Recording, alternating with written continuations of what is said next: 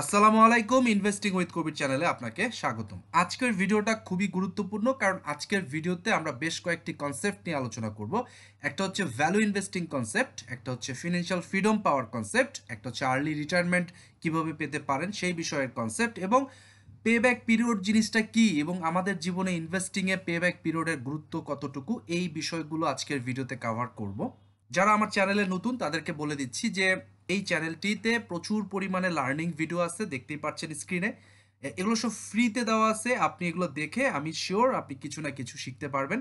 আজকে আমরা একটা শেয়ারের ব্যাক টেস্টিং করব। আমরা 2013 সাল থেকে 2022-এর ডিসেম্বর পর্যন্ত 10 বছরে এই স্টকটা দেখব কি রিটার্ন দিয়েছে। সো এই স্টকটা মূলত আমরা দেখেছি যে 10 বছর যদি কেউ হোল্ড করে রাখতেন তাহলে সে ক্যাপিটাল গেইন পেতেন হচ্ছে 10 গুণ, অর্থাৎ 1 লাখ টাকায় 10 লাখ টাকা গেইন পাইতেন। এটা বড় বিষয় না, এটা বিক্রি করলে 10 গুণ পেতেন। বাট যদি ডিসিশন নেন যে আমি বিক্রি করব না, আমি এগুলো হোল্ড করব, তাহলে ওই কোম্পানিটা যে ডিভিডেন্ড দিচ্ছে সেটা আসলে আপনার যে কস্ট প্রাইস সেটার উপর 45% ডিভিডেন্ড ইল্ড চলে আসতো। অর্থাৎ আপনার 100 টাকা বিনিয়োগের বিপরীতে প্রতি বছর 45 টাকা আপনাকে রিটার্ন দিচ্ছে অ্যাজ ডিভিডেন্ড।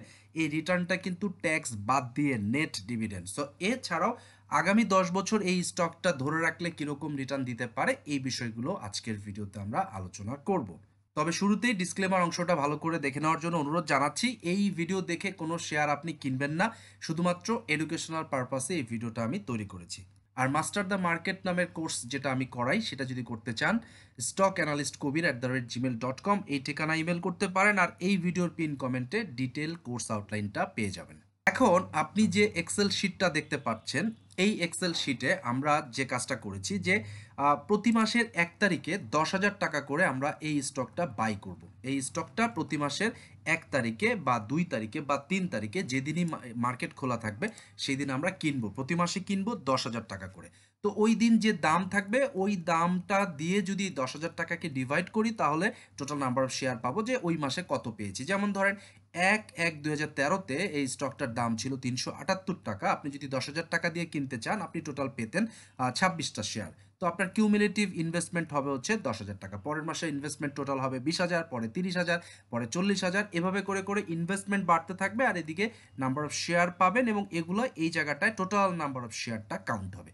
তো এই শেয়ারটা তো বছরে একবার, দুইবার, তিনবার আপনার ডিভিডেন্ড দিবে। তো এই যে শেয়ারটা নিয়ে কথা বলছি, এ আসলে কোনো স্টক ডিভিডেন্ড দেয় নাই, শুধুমাত্র ক্যাশ ডিভিডেন্ড দিয়েছে। সো ও যে ক্যাশ ডিভিডেন্ডটা দিয়েছে, এই ক্যাশ ডিভিডেন্ডটা থেকে ট্যাক্সের পোর্শনটুকু বাদ দিলে নেট যে টাকাটা হয়, ওই টাকা দিয়ে রেকর্ড ডেটের পরে আপনি যদি শেয়ার কিনতেন কতটা শেয়ার পেতেন ওই হিসাব করেও আমরা এখানে কাউন্ট করেছি। অর্থাৎ আমরা এই শেয়ারটাতে 10 বছর প্রতি মাসে টোটাল 10,000 টাকা করে দিব প্রতি মাসে। তাহলে 10 বছরে আপনি দিবেন আসলে টোটাল 120 মাসে 12 লাখ টাকা। আর এই 10 বছরে যে ডিভিডেন্ডগুলো পেয়েছেন ক্যাশ, এখান থেকে রেকর্ড ডেটের পরে আপনি যে কাজটা করবেন সেটা হলো ক্যাশ ডিভিডেন্ড থেকে ট্যাক্সের টাকাটা বাদ দিয়ে যেটা হবে ওইটা দিয়েও আপনি ওই দিন যে দাম থাকবে ওই দামে শেয়ার কিনবেন, এই শেয়ারটাই কিনবেন। তো এভাবে করে আমরা দেখলাম যে 10 বছরে যদি আপনি এইভাবে করে ইনভেস্টমেন্টটা করেন প্রতি মাসে 10,000 টাকা, আর যখন যে ডিভিডেন্ড দিবে সেই ডিভিডেন্ডের নেট টাকাটা দিয়ে আপনি যদি শেয়ারটা বাই করতেন, তাহলে 1/12/2022-এ আপনি সর্বশেষ কিস্তি দিতেন 10,000 টাকা, এবং সেটা দিয়ে আপনি 4টা মাত্র শেয়ার পাইতেন। আর টোটাল 12 লাখ টাকা ইনভেস্টমেন্ট হয়ে যেত, আর আপনি টোটাল শেয়ার পাইতেন হচ্ছে 1324টা। এই 10,000 টাকা করে কিনেও গত 10 বছরে টোটাল শেয়ার পেতেন আপনি 1324টা, যার বাজার মূল্য ছিল 32,06,316। তার মানে প্রায় 3 গুণ। তার মানে আপনি যদি 10,000 করে দিতেন, দিয়ে ডিভিডেন্ডগুলোকেও যদি এখানে দিতেন, ইনভেস্ট করতেন, রিইনভেস্ট, তাহলে 12 লাখ টাকার আজকের সেল ভ্যালু হচ্ছে 32 লাখ টাকা, আর টোটাল নাম্বার অফ শেয়ার পেতেন 1324টা।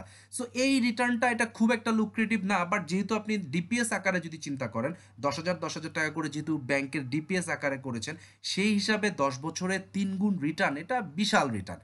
তারপরেও আমি বলবো যে এটা খুব একটা আমার কাছে আহামরি রিটার্ন না। অন্যভাবে কিভাবে রিটার্নটা আরও বেশি লুক্রেটিভ করা যায় সেটা নিয়ে আমরা আলোচনা করব। তবে এর আরও কিছু ব্যাপার আপনাকে দেখাই, সেটা হচ্ছে যে এই স্টকটা আপনার টোটাল ইনভেস্টমেন্ট তাহলে কত? টোটাল ইনভেস্টমেন্ট আপনার হচ্ছে 12 লাখ টাকা। এই 12 লাখ টাকার ইনভেস্টমেন্টে আপনি টোটাল নাম্বার অফ শেয়ার পেয়েছেন 1324টা। এই 1324টা শেয়ারের বর্তমান বাজার মূল্য 32,06,000। আর এই কোম্পানিটার শেয়ারের আপনার কস্ট ভ্যালু কিন্তু মাত্র 906 টাকা 27 পয়সা। যদিও বর্তমানে এর দাম 2421 টাকা, কিন্তু আপনার কস্টিং প্রাইস কিন্তু 906 টাকা। তো এই কোম্পানিটার যে ডিভিডেন্ড দিয়েছে গত বছর, সেটার যদি আমি tax adjusted dividend, net dividend yield calculate করি, সেটা হবে কস্ট আপনার মার্কেট প্রাইস দিয়ে 4.65%। কিন্তু আপনার জন্য কিন্তু সেটা 4.65% না, আপনার জন্য সেটা কিন্তু কস্ট প্রাইসের উপর বেস করে আপনার জন্য সেটা হচ্ছে 12.41%, যেটা কিনা বাংলাদেশের সঞ্চয়পত্রের চাইতেও অনেক বেশি। সো দেখেন, 10 বছর 10,000 টাকা করে দিয়ে আপনি এই শেয়ারটা কিনে এখন আপনি যে রিটার্নটা পাচ্ছেন সেটা কিন্তু প্রতি মাসে 12.41%-এর বেশি। অর্থাৎ আপনার মান্থলি যে ট্যাক্স অ্যাডজাস্টেড ডিভিডেন্ড সেটা কত? সেটা হচ্ছে 12,412 টাকা। আপনি যে 12 লাখ টাকা ইনভেস্ট করেছেন আপনার পকেট থেকে গত 10 বছরে, প্রতি মাসে 10,000 করে, তাহলে 10 বছরে 120 মাসে আপনি 12 লাখ টাকা দিয়েছেন। সেই 12 লাখ টাকার বিপরীতে ট্যাক্স কেটে, সমস্ত ধরনের খরচ বাদ দিয়ে ট্যাক্স কাটার পরে আপনি নেট পকেটে পাচ্ছেন 12,412 টাকা। অর্থাৎ 1 লাখে আপনি 1,000 টাকারও বেশি পাচ্ছেন নেট। এরকম রিটার্ন কোন ব্যাংকে বা কোন সঞ্চয়পত্রে পাওয়া যায় আমাকে কমেন্টে একটু জানাবেন। এখন আমরা আরেকটা বিষয় দেখব, সেটা হচ্ছে যে এই কোম্পানিটা 2021 সালে তার ইপিএস ছিল 98.69 টাকা, যেটা 2022-এ হয়েছিল হচ্ছে 112 টাকা।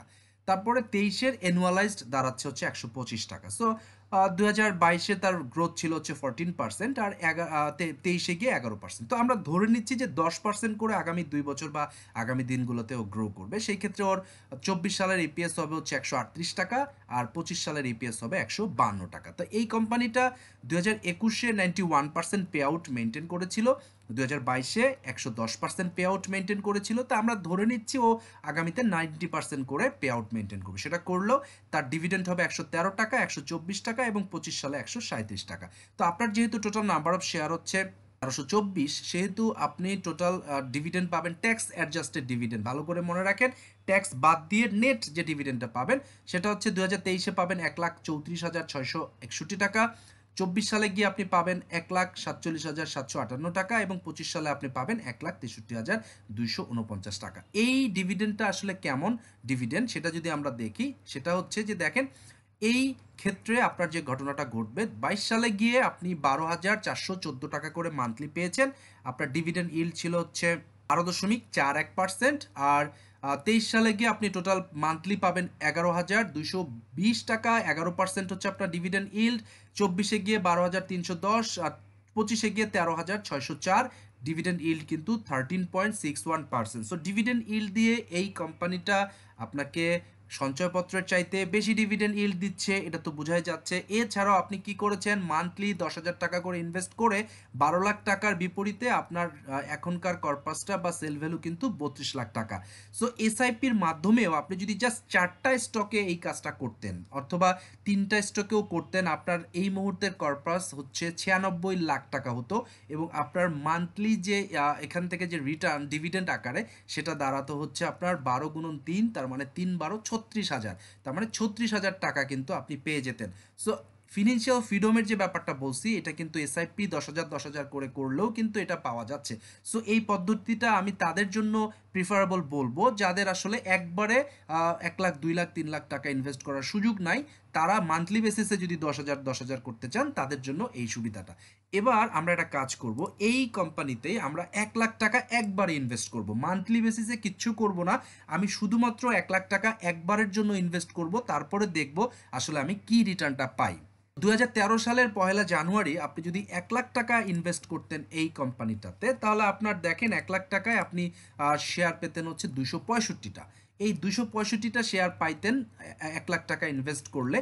এরপরে আপনি আর নতুন করে পকেট থেকে একটি টাকাও এখানে দিবেন না। আপনি যে কাজটা করেছেন সেটা হচ্ছে ও যে ডিভিডেন্ডগুলো দিয়েছে ক্যাশ, তাকে আপনি নেট ডিভিডেন্ড ক্যালকুলেট করে ওই নেট ডিভিডেন্ড যেটা আপনার ব্যাংকে জমা হয়েছিল ওই টাকাটাই আপনার বিও অ্যাকাউন্টে দিয়ে আপনি শেয়ার কিনেছেন। তার মানে আপনি কিন্তু নিজের পকেট থেকে 1 লাখ টাকার বেশি দেন নাই, বরঞ্চ এই 2013 থেকে 2022 পর্যন্ত যে ক্যাশ ডিভিডেন্ডগুলো আপনি পেয়েছেন সেই ডিভিডেন্ডের টাকা দিয়ে, নেট ডিভিডেন্ড ডিভিডেন্ডের টাকা দিয়ে, ট্যাক্স বাদ দিয়ে পাওয়ার নেট ডিভিডেন্ডের টাকা দিয়ে আপনি এই শেয়ারটাই কিনেছেন, তাহলে 10 বছরে আপনার টোটাল শেয়ার দাঁড়াবে হচ্ছে 405টা, এবং আপনার নিজের পকেটের টাকা হচ্ছে 1 লাখ টাকা, আর ডিভিডেন্ডের টাকা হচ্ছে 2,06,00,000। টোটাল মিলে আপনার ইনভেস্টমেন্ট যদি ধরি 3 লাখ টাকা আপনি ইনভেস্ট করেছেন, আপনার রিটার্ন কিন্তু দেখেন 9,81,000। তো আপনি কিন্তু এখানে 3 গুণ রিটার্ন পেয়েছেন, এবং এই 3 গুণ রিটার্ন তো পেয়েছেন সেল ভ্যালু দিয়ে, এছাড়াও আপনার টোটাল 405টা শেয়ার বর্তমানে আছে।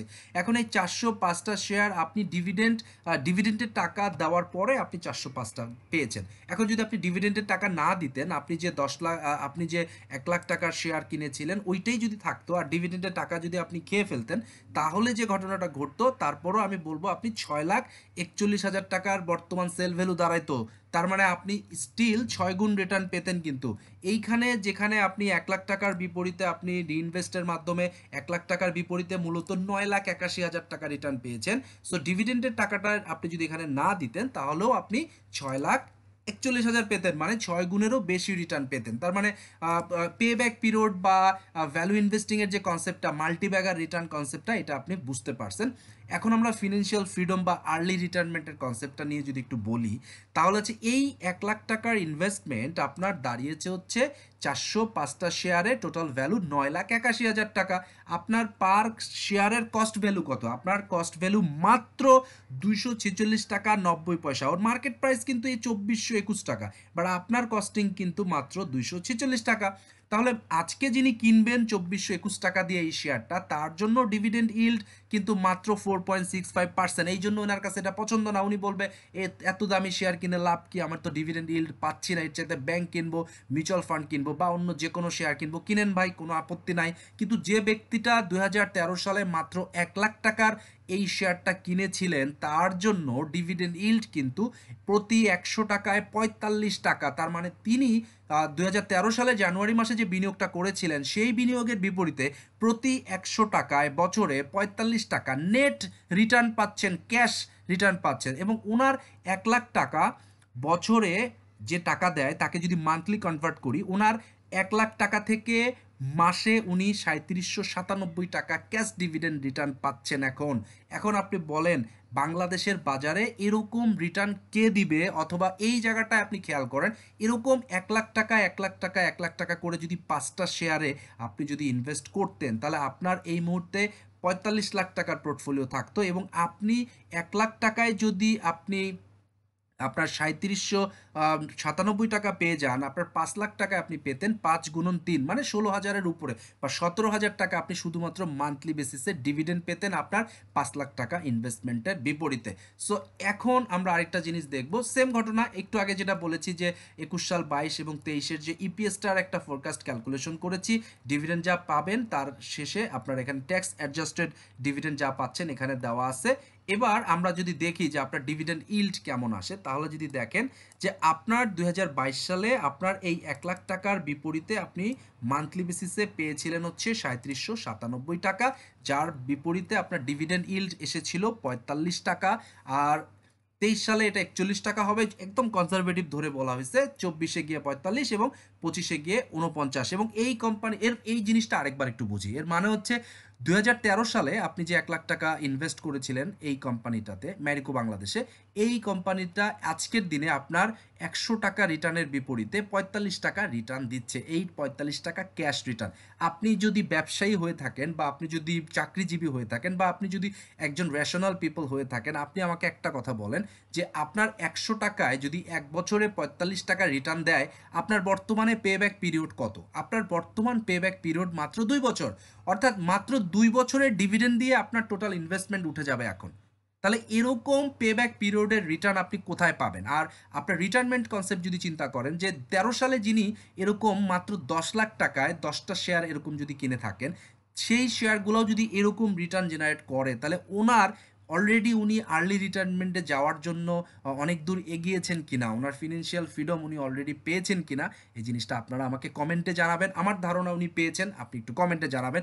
ফাইনালি আমি একটু বলি, ম্যারিকো বাংলাদেশ লিমিটেডে কেউ যদি 2013 সালে মাত্র 1 লাখ টাকা ইনভেস্ট করে রাখতেন এবং ডিভিডেন্টের টাকাটা যদি উনি খরচ না করে এই শেয়ারটাই বাই করতেন, তাহলে ওনার আজকের দিনে টোটাল ইনভেস্টমেন্ট 1 লাখ টাকা, তার বিপরীতে উনি শেয়ার পেতেন 405টা শেয়ার, যার সেল ভ্যালু 9,81,000। কিন্তু সেল করার আসলে দরকার নাই, কারণ আপনি 10 বছর কষ্ট করে একটা টাকার গাছ লাগিয়েছেন, এই টাকার গাছ থেকে আপনি এখন যে রিটার্ন পাচ্ছেন সেটা কীরকম, সেটা হচ্ছে আপনার প্রতি 100 টাকার ইনভেস্টমেন্টের বিপরীতে এই টাকার গাছটা প্রতি মাসে ট্যাক্স বাদ দেওয়ার পরেও 45 টাকা রিটার্ন দেয়। তার মানে 100 টাকার বিপরীতে আপনি 45 টাকা নেট রিটার্ন পাচ্ছেন ক্যাশ ডিভিডেন্ড আকারে। আপনার পেব্যাক পিরিয়ড মাত্র 2 বছর। আপনার ফিনান্সিয়াল ফ্রিডম এই ধরনের 5টা 6টা শেয়ারে ইনভেস্ট থাকলে আপনি অলরেডি 10 বছরের মাথায় ফিনান্সিয়াল ফ্রিডম পেয়ে গেছেন, আপনি আর্লি রিটায়ারমেন্টের দিকে এগিয়ে গেছেন। এবং ভ্যালু ইনভেস্টিং যে আসলে বাংলাদেশের মার্কেটেও কাজ করে তার উৎকৃষ্ট উদাহরণ কিন্তু এই জায়গায়। আর যে কোনো ইনভেস্টমেন্টের আগে আপনাকে ঠিক করতে হবে এর পেব্যাক পিরিয়ড কত, অর্থাৎ আপনি যদি একটা জমি কিনেন আপনাকে ঠিক করতে হবে এই জমির দামটা আমি কত বছরে রিটার্ন পাচ্ছি। এইরকম ভ্যালু ইনভেস্টিংয়ের যে কনসেপ্ট বা পেব্যাক পিরিয়ডের কনসেপ্ট যদি আপনি না নিতে পারেন, তাহলে ইনভেস্টিং করাটা আসলে কষ্টকর হবে, বা ইনভেস্টিংয়ের মাধ্যমে আপনার জীবনে সাকসেস পাওয়াটা খুব ডিফিকাল্ট হবে।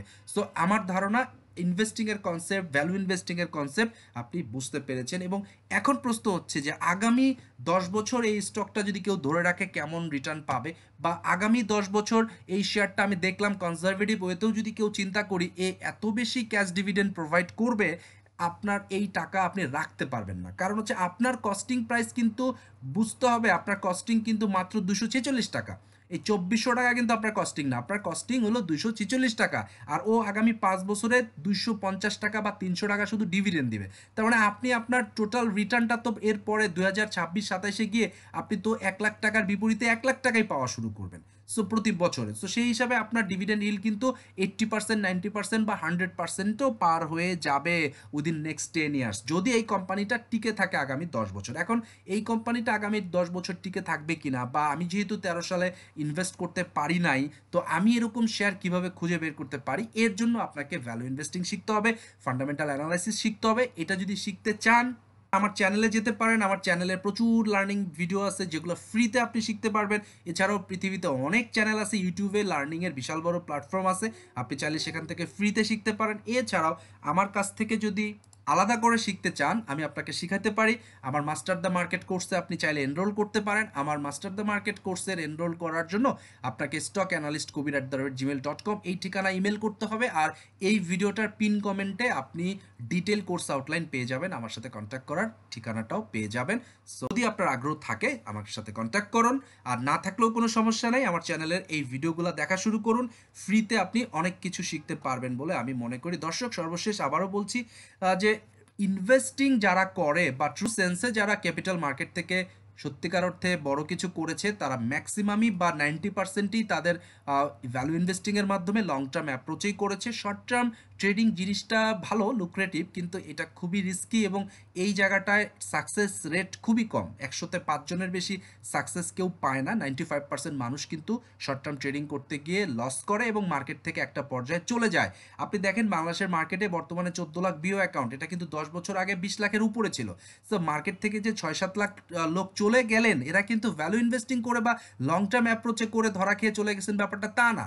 এনারা এই শর্ট টার্মে মানিমেক করতে গিয়ে বা জুয়া খেলতে গিয়ে বা গ্যামলিং করতে গিয়ে বা শর্ট টার্মে শর্টকাটে বড়লোক হতে গিয়েই কিন্তু ধরা খেয়ে মার্কেট থেকে চলে গেছেন। সো আপনি এই মার্কেট থেকে কি চান? আপনি কি এই মার্কেট থেকে আপনার ফিনান্সিয়াল ফ্রিডম চান?